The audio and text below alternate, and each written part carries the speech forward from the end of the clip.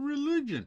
It's not an easy topic to talk about, and no doubt I'm going to piss some people off, and that's okay, because the people that I piss off, well, they're all idiots anyway, so there's that. Me, I was born and raised a Christian, but I like to think I've evolved just a bit over the decades. And if I've evolved, it's because I've learned new things, like the relationship between Jews, Muslims, and Christians. Now, screw me silly and sideways, but I was never taught about any kind of historical relationship between us and Muslims, much less our Jewish friends. And that is what I'm talking about in this video. How we all sprung from the loins of the same old daddy.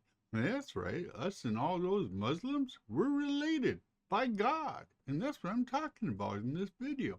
How we're all related and what happened to drive us apart. That split of Abrahamic religions. Abrahamic religions across the globe are, Christians, Jews, and like it or not, are brothers, Muslims.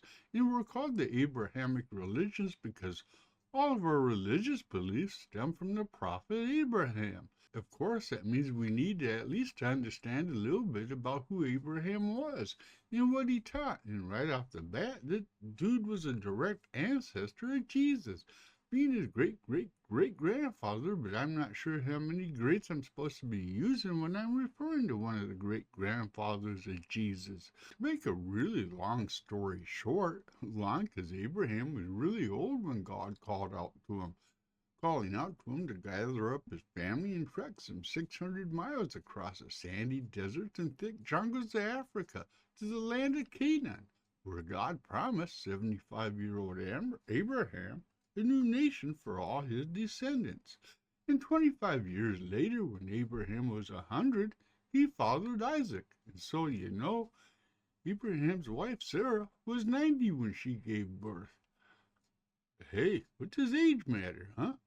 The biblical story that you're probably most familiar with when it comes to Abraham is that God asked Abraham for a sacrifice, and not the usual goat, but to sacrifice Isaac, his son.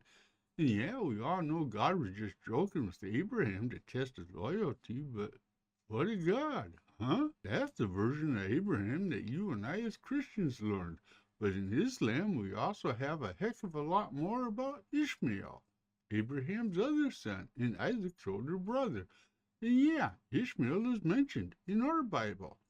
And this then is where it just gets weird. Like it ain't weird enough to have some old dude walk across 1,000 miles of desert, then get it on with his old wrinkled wife to have a kid when he's over 100 years old.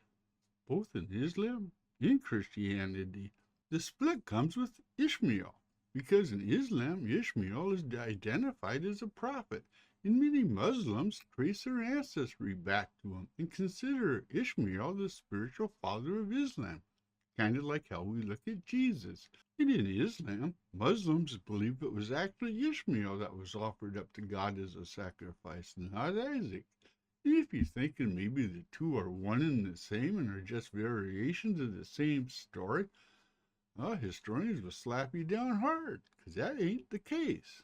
And now we come to the point where it's time to clean this mess up. And that begins with understanding both Christianity and Islam sprung from Judaism. Judaism has its roots in the Middle East, and its origins started some 4,000 years ago.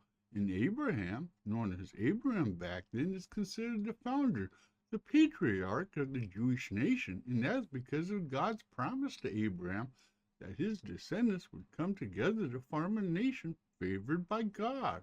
Christianity appeared some 2,000 years after Judaism, and with Christianity, Abraham became more than simply the founder of a religion or a state. He also became the religious ancestor of all Christians who believe. In other words, in Judaism, Abraham's role is that pretty much of a man touched by God to establish a nation.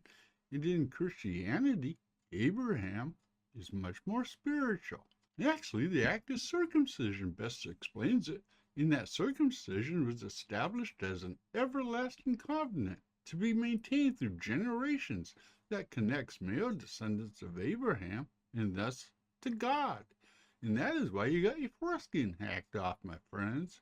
Islam came later, in the 7th century, 600 years after Christianity, and that happens because of Muhammad, a prophet who preached of the oneness of God and a person's allegiance to the one God.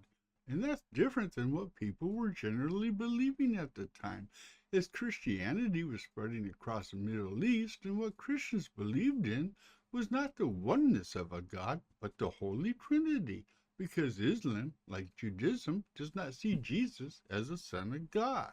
And the overarching lesson here is that while Christianity was born from Judaism alone, Islam was born from both Christianity and Judaism. But if you ask me, I don't need a prophet or the Son of God to tell me, a mere mortal, to be a good, decent person. But unfortunately, a lot of us do need somebody to tell us that. And thus we have Judaism, Christianity, and Islam. All brothers, probably in the eye of whatever God you choose to worship. Well, look at you. You watched the whole video. Mm-hmm. I hope you enjoyed it. This was a really cool video to do, in the fact that I had always known about the split, but I'd never really done any real research into it. So it was kind of interesting from that point of view. Oh man, I'm struggling with these shots today. I don't know what's going on. So like I said, I seriously believe that with all the wealth of information that's out there on the internet that's available to people should learn shit. They should, be. There's no need to just speak about shit you don't know about. If you want to speak about shit, well, okay, I'm going. Okay, I was losing you there for a minute, and I do apologize. I do that once in a while. I get lost in my own thoughts. I verbalize my own thoughts when I'm lost in them, and there I go again. See, I'm better served to get the fuck out of here and let you have a nice afternoon. Go enjoy the sunshine if you got any.